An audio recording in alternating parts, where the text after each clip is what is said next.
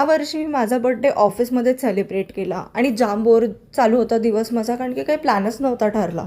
But माझ्या दादाने अचानक तळेगावला जायचा प्लॅन बनवला आणि आम्ही त्या दिवशीच रात्री निघालो तळेगावसाठी.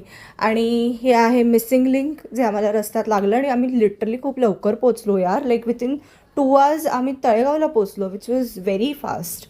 आणि तळेगावला माझ्या दादाचं वीकेंड होम आहे, छोटासा बंगला आहे त्याचा तिकडे. आणि मग रात्री आम्ही काहीतरी 12-12:30ला पोचलो तळेगावला. मग मी रात्री माझ्या बर्थडेचा केक खाल्ला. मग सकाळी ब्रेकफास्टला मेदूवडा सांबार आणलेला दादाने. आणि तेवढ्यात त्याने बघा लिंबू कसं आणलं आहे. शेप बघा ना किती अजीब आहे या लिंबाचा. त्याला मी डोळे काढले. मग त्याच्यानंतर आम्ही बाहेर गेलो डीमार्टमध्ये शॉपिंग करायला. मग आम्हाला उसाचा रसवाला दिसला तिकडे.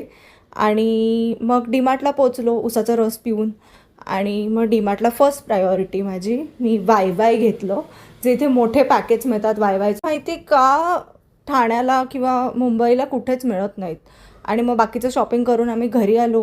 घरी जेवण केलं. भूक लागलेली जाम म्हणून मी व्हिडिओ नाही काढला त्याचा. आणि ही आहे आमचं गार्डन, आमचं आंब्याचं झाड. आणि हा बघ कसा बसला इथे बोकू छोटूसा. बापरे डेंजर दिसतोय रे. आणि मग हे आहे आमचं लिंबाचं झाड.